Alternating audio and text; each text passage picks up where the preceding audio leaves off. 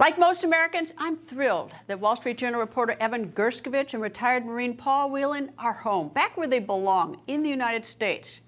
I'm sure you can imagine how dangerous and oppressive Russian prisons are, and no American should be wrongfully detained there.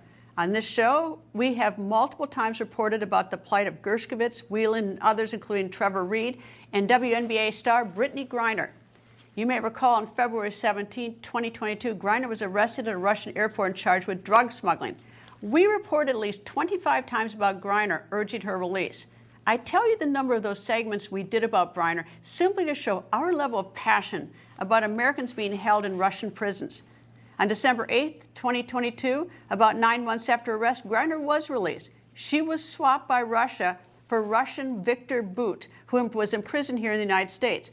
Bout, an international arms dealer and whose nickname is Merchant of Death, was convicted in the United States in 2012 for conspiracy to kill Americans and U.S. officials. Many believe that swap was a high price to pay, but our country wanted her home. The reason? No American should be left to rot in a Russian prison. But what about New Jersey musician Jimmy Wilgus and Thomas Stwalley? We have reported about those two Americans many times. Jimmy and Thomas are in the same Russian prison as Paul Whelan was. Jimmy since 2016 and Thomas since 2017. Regrettably, our government is not helping Jimmy or Thomas get home. The neglect is obvious. Consider this. A few months ago, U.S. Ambassador Russia Lynn Tracy went to the prison to meet with Paul Whelan. She didn't bother to meet with Jimmy or Thomas, even though they're in the same prison. So yes, the United States has left Jimmy and Thomas behind. They are forgotten Americans, and not just forgotten by our government, but forgotten or ignored by almost every news organization. Gershkovich works for the Wall Street Journal, and every news organization reported about his arrest, his trial, and now his release. Why did he get the media's attention? I suspect in part because Gershkovich is a journalist. He's one of us. So his arrest hit home with fellow journalists. They reported about him placing that all-important spotlight on his detention. And I'm sure working for a powerful newspaper like the Wall Street Journal that daily reports on the White House helped get the White House to move to help bring Gershkovich home where he belongs. Let me repeat, I'm thrilled he's home, but at the same time, I'm disappointed in my fellow journalists. And in our government, I'm disappointed for forgetting and ignoring Jimmy and Thomas. They're not nobodies. No American in a Russian prison is a nobody. They're fellow Americans languishing in a Russian prison for many, many years, and they need our help. And as many of you know, Jimmy does call me often from the Russian prison. He called me this morning. This is Jimmy Wilgus. I have been suffering in a Russian slave labor camp since 2016. I am here with fellow American Thomas Howard Stwalley, who was arrested in 2017. We've seen Trevor Reed, Brittany Griner, Paul Whelan, and Evan Gershkovich get prioritized and taken home. We're happy for them, but we feel abandoned by our own country. All American citizens still detained in Russian prisons are wrongfully detained. We all deserve equal treatment as promised by the U.S. Constitution, and we all need to be safely back on American soil now. Thank you. Tom Fitton, president of Judicial Watch, joins me. Tom, you have sued the State Department over Jimmy Wilgus. What do you want from the State Department? We want to know why they haven't labeled him as wrongfully detained. I mean, it's a simple bureaucratic issue that can help him leave sooner, and it would elevate it within the State Department to bring more attention to his plight. I mean, it's so upsetting to hear his voice there. We've been helping his family. They sent us a letter asking for help. Thankfully, we were able to do something by asking for records about what's going on with the State Department and why they aren't prioritizing him.